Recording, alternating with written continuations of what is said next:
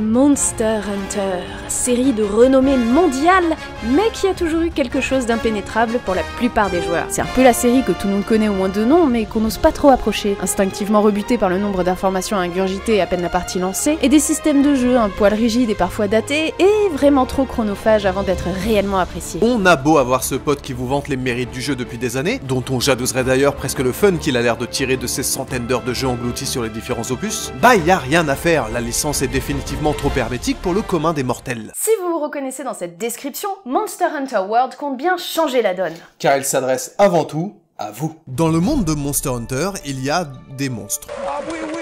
Classés en différentes espèces bien distinctes, ils vont du petit herbivore gambadant dans ses plaines au rescapé de la préhistoire un peu plus imposant, en passant par tous les simili-oiseaux, poissons, mammifères et autres chimères choupies. Les vedettes de l'histoire sont bien évidemment les grands monstres, qui font généralement la loi dans leur écosystème respectif. S'ils se déclinent là encore en différentes espèces, ils ont tous comme point commun d'être généralement en bout de chaîne alimentaire, et ils n'hésitent pas à le faire savoir à quiconque s'approche d'un peu trop près de leur territoire, humain compris. Mais même parmi ces bestioles sauvages, il existe une hiérarchie tacite, dont le sommet est occupé par les dragons anciens, des créatures colossales qui se montrent rarement au grand jour. Et c'est pas plus mal parce que lorsqu'elles apparaissent, elles ont tendance à dévaster le paysage, à ravager la région, mettre à mal le climat et faire pointer les gens du coin à Pôle emploi. Bref, elles foutent un bordel monstre. Vous vous en doutez, nous les humains, on n'est pas trop d'accord, et on a décidé d'envoyer nos meilleurs chasseurs pour débusquer les dragons et leur faire comprendre que le vrai boss ici, c'était nous. Monster Hunter World est donc un jeu de chasse sorti le 26 janvier 2018 sur PS4 et Xbox One et le 9 août de la même année sur PC. Vous y incarnerez un chasseur devant aider la communauté scientifique locale à étudier le nouvel écosystème récemment découvert, et plus particulièrement les dragons anciens qui y évoluent. Alors l'étude consiste ici à dézinguer les bébêtes avec des outils de précision, tels que l'épée longue de 200 kg, le marteau de Thor taille XXL, ou encore la lance tirant des obus de char d'assaut. Vous manierez donc des armes la plupart du temps démesurées pour affronter des monstres gargantuesques, afin de récolter des matériaux sur leurs cadavres encore fumants, histoire de vous forger de l'équipement plus costaud. Le tout dans le but d'affronter des machins encore plus gros et plus puissants. Ce cycle constitue le cœur de la formule Monster Hunter depuis ses débuts. Début qui remonte à plus de 15 ans déjà. Nous sommes en 2002. YouTube, Twitter ou Facebook n'existaient pas encore et on essayait d'éviter de déconner, de passer sa vie à zoner, racailler et consommer. Côté console, la première Xbox et la GameCube commencent à pointer le bout de leur stick, tandis que la Dreamcast s'éteint tout doucement, laissant définitivement le champ libre à la PS2 qui régnera en maître absolu sur cette 6ème génération de consoles. Elle devient rapidement la coqueluche de tous les éditeurs et studios de développement, dont l'incontournable Capcom qui se fait bien plaisir avec ses franchises à succès. Mais la firme ne se repose pas sur ses lauriers et sort également de toutes nouvelles licences, dont la plus célèbre est probablement Devil May Cry, qui redéfinira le beat'em all 3D à lui tout seul. Et ce, même si on n'avait pas forcément internet à l'époque pour en débattre pendant des heures et des heures. Faut dire qu'en 2002, seuls 23% des foyers en France étaient équipés d'une connexion internet. Et on était tous à squatter Casa pour des MP3 et les DivX chez l'heureux propriétaire de la légendaire connexion DSL. Si pour nous ça c'était déjà le turfu, alors le Japon c'était carrément de la science-fiction, avec presque 47% de foyers équipés. Une différence qui s'explique notamment grâce à un marché des fournisseurs d'accès devenu hyper compétitif en l'espace de quelques années. Il faut savoir qu'au Japon, le secteur des télécommunications était, comme beaucoup d'autres, soumis à une régulation très forte liée intrinsèquement à la politique de protectionnisme du pays. De 1996 à 1999, le Japon ouvrira peu à peu le secteur aux sociétés privées et laissera la main invisible du marché faire le reste. En résulte une croissance exponentielle de l'accès à Internet pour la population, liée à une concurrence farouche entre les différents opérateurs de plus en plus nombreux. Internet passe donc en l'espace de quelques années du statut de nouvelle technologie peu abordable à un usage qui se démocratise à vitesse grand V. De plus, les Japonais sont déjà coutumiers des appareils mobiles, qui seront équipés progressivement d'un accès réseau sans fil. Évidemment, les opérateurs d'accès internet n'hésiteront pas à mettre l'emphase sur l'accès nomade via leurs nombreux forfaits pour appareils mobiles, histoire de propager un peu plus la bonne parole de la connectivité au monde entier. Pour résumer, en 2002 au Japon, internet est à la fois accessible, à la mode et en passe de s'intégrer pleinement dans les usages quotidiens. Naturellement, côté jeux vidéo, les développeurs et les éditeurs locaux y voient un nouvel Eldorado et ne souhaitent surtout pas louper le créneau cette fois. Après tout, de l'autre côté du globe, ça fait déjà quelques années qu'on s'écharpe sur des FPS en ligne, que l'on explore des donjons et terrasse des dragons entre potes via avatar virtuel interposé. Internet était donc à nos portes, et les consoles, symboles du jeu vidéo made in Japan, ainsi que leurs jeux, devaient donc s'adapter. Tout le monde le sait déjà, Sega, c'est plus fort que toi. Et à sa sortie, la Dreamcast avait déjà un coup d'avance en embarquant d'office un modem. Promesse de surf sur l'interweb moderne et de nouvelles expériences excitantes de jeux en ligne. Malgré un parc assez restreint de machines et encore plus restreint de joueurs connectés, elle montrait, du haut de son Phantasy Star Online, que le marché était bien présent et réceptif. Du côté de la concurrence, il fallut attendre 2001 pour que Sony raccroche le wagon en sortant un adaptateur réseau pour sa PS2, tandis que Microsoft annonçait que sa première console offrirait d'office toutes les fonctionnalités online du moment. En parallèle, Capcom était déjà dans la confidence et avait mis en chantier 3 titres mettant l'accent sur le jeu online pour accompagner les désormais nouvelles fonctionnalités réseau de la console du moment, la PS2. 3 titres de genre bien différents qui seraient lancés progressivement, avec l'espoir qu'au moins l'un d'eux fasse plus d'1 million de ventes. Et le pari fut réussi pour l'un des 3 titres en question. On vous laisse deviner lequel ? C'est dans le titre de la vidéo. En 2002 sortait donc Automodelista, jeu de course un peu plus simu que arcade qui avait la particularité d'utiliser des graphismes en cel shading, ce qui lui donnait un petit air de déjà vu. Bon, par contre, en dehors de son parti pris artistique, le jeu en lui-même fut très moyen, ce qui se traduisit par des ventes tout juste passables. Le second titre, taillé pour le online, avait déjà plus l'étoffe d'un poids lourd, car il s'agissait ni plus ni moins du prochain Resident Evil, jouable cette fois à plusieurs et qui avait l'air d'être super cool. Et ouais, parce qu'en Europe, le service online de la PS2 était tout simplement indisponible. Du coup, à l'époque, on avait grave le seum en regardant les joueurs japonais et américains s'éclater à défoncer du mort-vivant en coop. À sa sortie en 2003, si le jeu écopa de critiques très correctes, commercialement il ne franchit pas la barre symbolique du million d'unités vendues, tout du moins dans les temps escomptés. Ne restait plus que le 3e et dernier projet de Capcom pour remporter le pari des 100 patates, avec un titre qui n'avait pas d'autre prétention que d'être une énième vitrine technique pour montrer que la firme était au taquet concernant le jeu en ligne sur console. D'ailleurs, la seule consigne filée à l'équipe de développement fut de créer un jeu d'action coop, ce qui laissa une certaine marge de manœuvre aux artistes et designers en charge du projet. L'idée de combattre des ennemis imposants à plusieurs fut rapidement posée sur la table, et la première itération partait déjà plus sur un univers d'heroic fantasy assez classique. Les joueurs incarneraient alors des chasseurs de primes devant défaire des dragons et autres créatures fantastiques gardant des trésors et artefacts magiques. Si quelques bases étaient déjà bien posées, comme le fait de récupérer des parties des ennemis vaincus pour forger de l'équipement plus puissant, le projet était dans une sorte d'impasse artistique, la faute à un univers bien trop générique. Et c'est là qu'interviennent nos 2 héros du moment, Kaname Fujioka et Ryozo Tsujimoto, qui deviendront par la suite le visage janusien de la série. Le premier est un ancien game designer qui commence à avoir pas mal de bouteilles chez Capcom. Embauché en 1993 par la société en tant qu'artiste, il bossera principalement sur le design et l'animation des personnages sur des séries telles que Darkstalkers, Slam Masters et JoJo's Bizarre Adventure. Passionné par l'aspect artistique du métier, la légende raconte qu'il se fritera régulièrement avec ses supérieurs sur le fait qu'une bonne partie de ses illustrations, sprites et animations ne soit souvent pas retenue dans les produits finaux. L'un de ses supérieurs, un peu agacé, lança alors un Bah si t'es pas content, t'as qu'à diriger une équipe de développement toi-même, et Et c'est comme ça qu'il a été affecté à l'équipe de développement de Monster Hunter en tant que directeur créatif improvisé. Malgré les réserves de l'équipe déjà en place, Fujioka donnera rapidement une nouvelle direction au futur univers de Monster Hunter, qu'il recentrera autour de 2 concepts qui lui étaient chers. En premier lieu, la nature, au sens biophysique du terme, un thème récurrent dans beaucoup de productions japonaises, et la notion d'écosystème, dont les joueurs feraient partie intégrante, à l'instar des autres créatures peuplant l'univers foisonnant en devenir. Ryozo Tsujimoto, quant à lui, apporta son expertise sur le côté multijoueur du titre, aussi bien sur l'aspect purement technique grâce à son récent travail sur Automodelista que sur la partie design général. À l'instar de Fujioka, il souhaitait notamment que l'effort de groupe soit mis bien plus en avant que les capacités individuelles. Il était notamment très important que chaque joueur reçoive la même récompense après chaque mission, et ce peu importe leur niveau de contribution, encourageant l'esprit d'entraide et de coopération. De plus, il ne fallait pas ou peu de restrictions pour rejoindre un groupe, et un joueur novice pourrait ainsi jouer avec des joueurs plus expérimentés pour venir à bout de missions jugées plus dangereuses. C'est ainsi qu'en mars 2004 débarqua au Japon une toute nouvelle licence, et même un tout nouveau genre de jeu, Monster Hunter. Vous vous en doutez, il s'agit du fameux titre qui dépassa le million de ventes peu après sa sortie, et s'il eut un succès d'estime en Amérique et en Europe lors de son arrivée sur les étals, c'est surtout au Japon qu'il fit sensation, sans pour autant prétendre au phénomène de société qu'il deviendra lors des prochaines années. Il faudra pour ça attendre la sortie de Monster Hunter G ou Monster Hunter Freedom par chez nous, qui sortira sur console de salon,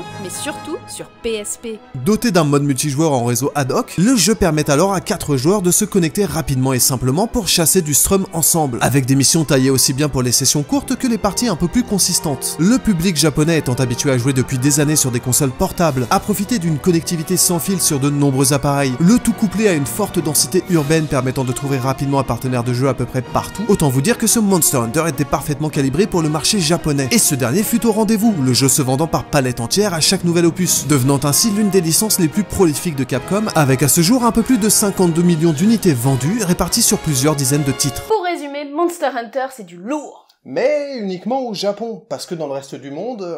Bah, ça n'a jamais vraiment décollé. Certes, sur le Nouveau Monde et le Vieux Continent, la licence s'est constituée une communauté solide et fidèle au fil des sorties, mais sa notoriété ne dépassa jamais vraiment le statut de grosse niche. La faute principalement à un marché moins adapté pour un titre taillé pour le multijoueur en local sur console portable. Cependant, tout s'accéléra en l'espace de 3 petites années. En 2015, sur 3DS, sortait Monster Hunter 4 en Amérique et en Europe. Le jeu profita alors d'un parc de plusieurs millions de consoles installées et offrait la possibilité de jouer en multijoueur aussi bien en local qu'en ligne. De plus, la courbe de difficulté ainsi que certaines mécaniques jugées trop rigides avaient été ajustées afin de rendre l'expérience plus fluide et agréable pour les joueurs novices, tout en préservant une bonne dose de challenge pour les joueurs expérimentés. L'initiative fut payante et à sa sortie, Monster Hunter 4 fut un succès à la fois critique et commercial, devenant le premier titre de la série à dépasser le million d'unités vendues en dehors du Japon. En parallèle, le jeu online sur console de salon s'était largement démocratisé depuis la génération PS3 et 360, et c'est presque naturellement que Capcom commença à développer le prochain titre de la série à destination de ces plateformes. En plus d'une mise à jour graphique, le nouveau Monster Hunter devrait poursuivre le mouvement initié par l'épisode 4, à savoir rendre la licence plus accueillante pour les nouveaux venus tout en préservant le challenge typique de la série. Il était également question de recentrer la licence autour de la notion d'écosystème, si chère à Fujioka et Tsujimoto. Le nouveau Monster Hunter devrait donc offrir des terrains que l'on pourrait explorer librement et sans transition, contrairement au découpage de zones des précédents opus qui cassaient d'office l'aspect organique des environnements proposés. Dans le même ordre d'idée,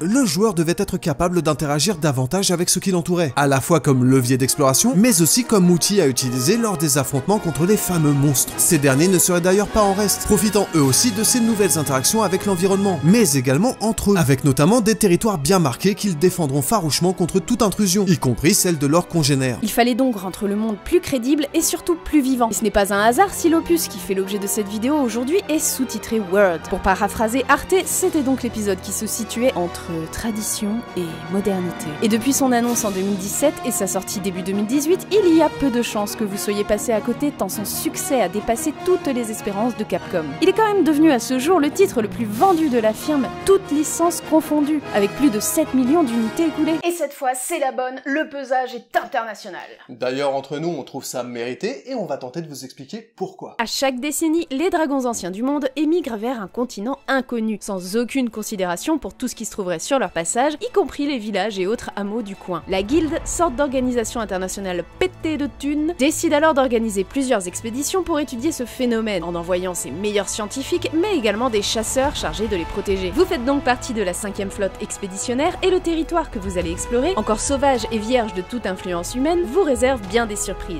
Des surprises en forme de grosses bébêtes bardées de griffés dedans et qui ont toutes hâte de vous rencontrer. Bon alors, on va pas se mentir, les Monster Hunter n'ont jamais brillé par leur histoire. Et même si on salue les efforts fournis par Capcom pour proposer une campagne consistante, ce n'est clairement pas dans cette dernière que se situe l'intérêt du titre. Le cœur du jeu, ce sont les affrontements contre ces fameux monstres, qui se montrent nombreux mais également variés grâce à des designs uniques, des animations travaillées et les nombreuses façons qu'ils auront de vous faire bouffer vos morts. Car oui, ils ont beau se décliner en plusieurs espèces, ils partagent tous cette capacité à grignoter votre barre de vie en quelques coups de patte bien placés. Et c'est justement dans l'apprentissage de leurs attaques, comportements et patterns que se situe tout le sel des combats. Bon allez, rassurez-vous, vous avez largement les moyens de vaincre ces redoutables adversaires, avec pas moins de 14 types d'armes à votre disposition, chacune proposant une façon de jouer souvent radicalement différente. Qu'il s'agisse de l'épée longue et ses coups chargés, de la volto-hache et de ses transformations, ou encore de l'arbalète lourde qui réveillera le Terry Crews qui sommeille en vous, chacune nécessitera des dizaines d'heures de jeu pour ne serait-ce que développer un début de maîtrise. Moi, je veux dire, il y a quand même une putain de cornemuse géante qui permet de jouer de la musique entre deux coups de marteau. Bref, vous serez bien outillé pour partir à la chasse, et après avoir terrassé votre proie suite à un rude combat, vous pourrez la dépecer sans vergogne, afin de vous forger des armes plus puissantes et des armures plus résistantes. Ce nouvel équipement servira naturellement à affronter des bestioles bien plus dangereuses qui vous donneront des nouveaux matériaux qui permettront de fabriquer de l'équipement plus balèze et ainsi de suite. Alors ok, ça peut paraître redondant dit comme ça, mais c'est sans compter sur la richesse des systèmes de jeu et de leurs interactions, qui fait qu'une rencontre contre un monstre se déroulera rarement de la même manière que la précédente. Il serait long et fastidieux d'énumérer tous les facteurs qui entrent en ligne de compte tant il y a à dire dessus. On pourrait parler longuement des strums qui vous dévoileront pas toutes leurs capacités en un seul combat, de l'apprentissage du maniement des armes et de leurs mécaniques cachées qui changeront votre façon d'engager la bestiole, des interactions possibles avec l'environnement pour vous créer des ouvertures, des nombreux objets et outils à fabriquer pour acculer la créature, de la prise en compte des dégâts et résistances élémentaires, ainsi que les buffs ou afflictions existantes, des effets des repas préparés par le miaou chef, de votre sidekick félin qui vous accompagnera en mission, ou encore du système de talent qui satisfera les amateurs de Theorycraft. Bref, il y a énormément à dire sur le gameplay de Monster Hunter World, et si la complexité apparente du jeu pourrait vous décourager au premier abord, sachez que cet opus a bénéficié d'un soin tout particulier pour se rendre le plus accueillant possible pour le parfait néophyte, tout en conservant la profondeur de jeu caractéristique de la série à qui voudrait s'y investir pleinement. Et pour couronner le tout, le jeu est toujours aussi bien taillé pour le multi. Et sans trop spoiler, c'est de la bonne, mais comme d'habitude, on va commencer par l'aspect pratique. Bon, vous le savez maintenant, enfin, sauf si vous avez rien écouté, Monster Hunter a toujours été conçu comme une licence mettant l'accent sur la coopération entre les joueurs. Il sera ainsi possible de constituer un groupe comptant 4 chasseurs au maximum pour terrasser les créatures de votre choix. D'un point de vue pratique, l'un des joueurs choisira l'une des missions proposées sur le panneau de quête, mission qui désignera là où les cibles à chasser ou capturer, car oui, il y a aussi un système de capture dans le jeu. Les autres joueurs pourront donc se joindre à vous, y compris si la mission est déjà en cours et bien avancée. A noter toutefois que les quêtes de l'histoire principale ne seront joignables qu'à partir du moment où le joueur ayant initié la mission aura passé certaines cinématiques et que vous ayez vous-même déjà vu au moins une fois la cinématique en question. Bon, certes, rien de réellement bloquant, mais ce n'est pas forcément très intuitif, d'autant que les explications en jeu sont un peu chiches à ce niveau. Enfin, il existe un système de paliers nommé rang de chasseur, dans lequel vous progresserez en complétant les quêtes principales. Il faut savoir que les missions du jeu demandent d'avoir un certain rang pour être lancées, et il ne sera évidemment pas possible de rejoindre une quête d'un rang supérieur. Cela étant dit, comme la progression dans l'histoire et la promotion de rang est assez rapide, ces restrictions sont au final anecdotiques et servent juste de garde-fou pour éviter qu'un joueur débutant se retrouve face à un ennemi demandant une certaine expérience pour être géré sans insta-kill. D'ailleurs, sachez que seuls les ennemis pourront vous infliger des dégâts, et il ne sera donc pas possible de martyriser vos compagnons volontairement ou non. Toujours sur les dégâts, sachez qu'en cas de trépas, vous serez immédiatement transporté par les chachas au camp le plus proche, paré à reprendre immédiatement le combat. Mais méfiance tout de même, car si votre équipe cumule 3 KO durant la quête, ou que vous dépassez la limite de temps autorisée, la mission se soldera par un échec, vous obligeant à reprendre la chasse depuis le début. Ah ouais, faut faire un petit peu gaffe quand même. Cependant, en cas de victoire, toujours en accord avec la philosophie de la série, l'ensemble des joueurs recevra les mêmes récompenses de fin de mission, et ce peu importe leur niveau de contribution, car le but est encore une fois d'encourager l'effort collectif et non la performance individuelle. Un joueur plus expérimenté pourra ainsi aider activement son coéquipier débutant sans craindre de phagocyter l'essentiel du butin, évitant ainsi, au moins en partie, le syndrome du first to fun. Et maintenant qu'on a fait le tour en termes de fonctionnalité, on peut passer à l'expérience coop. Du coup, Monster Hunter World, qu'est-ce que ça... franchement, c'est cool. Non, sérieusement, c'est cool. Ouais. On peut s'arrêter là. Bon, ok, on va développer. Bon. Comme pour la plupart des jeux multijoueurs, le seul fait de pouvoir jouer avec ses potos et potines à Monster Hunter World, c'est déjà plaisant en soi. Ok, c'est pas vraiment développé. C'est vrai quoi, défoncer de bons gros monstres à plusieurs lors de combats aussi épiques qu'éprouvants, ça a toujours eu quelque chose de grisant, surtout quand la formule est à la fois unique et maîtrisée. Et puis y a la cornemuse quoi, merde.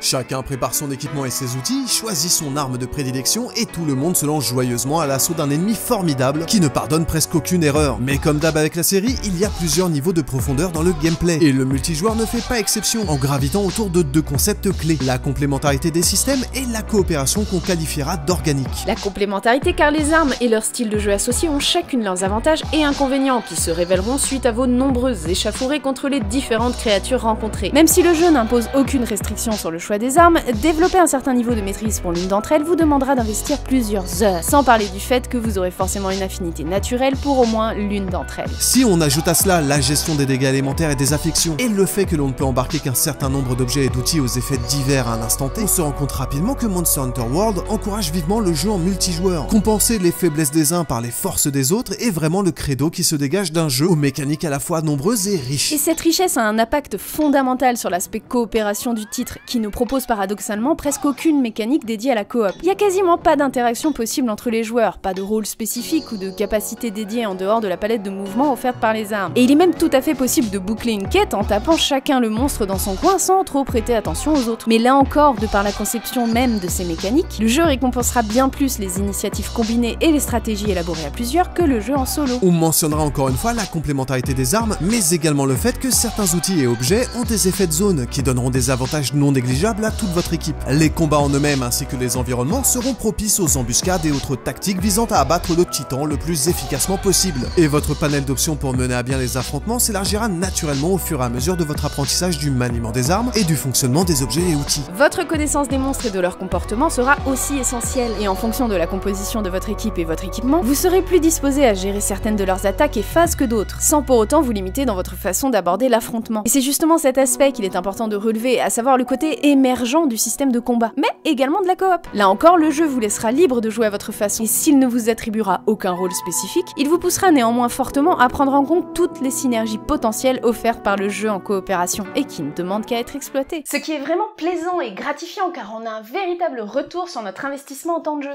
Et sur ces belles paroles, il est déjà temps de conclure. On ne le dira jamais assez, mais Monster Hunter World est de loin l'épisode le plus abordable de la série. Tout a été fait pour que vous puissiez rentrer en douceur dans l'univers des chasseurs de monstres, sans pour autant faire de concessions sur le contenu et la profondeur de jeu. Remanié sous le signe de l'accessibilité, le titre n'en reste pas moins un Monster Hunter dans la droite lignée de la série. Le chasseur amateur sera chaperonné dans ses premières heures de jeu, le temps qu'il ou elle trouve ses marques, lui permettant par la suite de s'exprimer et exploiter son propre style. Même s'il se prête très bien aux parties occasionnelles, les joueurs voulant s'y investir en auront pour leur temps, révélant les nombreuses facettes d'un titre généreux en contenu. L'aspect coopération n'est pas en reste, offrant toutes les fonctionnalités attendues pour ce type de jeu. Si Monster Hunter World ne vous imposera nullement de jouer en coop, il sera néanmoins parfaitement taillé pour les joueurs voulant l'aborder de cette manière. Les différents systèmes de jeu se sublimentent naturellement dans leurs interactions et synergies possibles. Et encore une fois, pour fondre un dragon T-Rex cracheur de feu à l'aide d'une énorme hache, d'un arc tirant des poutres ou d'un concerto de cornemuse avec ses potes, c'est quand même la promesse d'un fun garanti.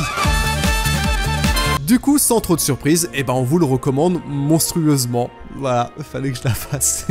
Voilà, cet épisode est maintenant terminé, merci à tous et toutes de l'avoir suivi. Si ça vous a plu, comme d'habitude, n'hésitez pas à commenter, partager, mettre un pouce vers le haut. Et si ça vous a vraiment beaucoup plu, sachez qu'on a un Tipeee et même un Utip pour soutenir la chaîne. N'oubliez pas que vous pouvez nous retrouver sur tous les réseaux sociaux qui s'affichent maintenant.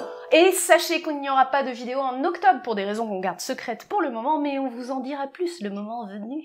Bon du coup, on vous retrouve en novembre pour le prochain récap et on vous dit à la prochaine. Salut, portez-vous bien.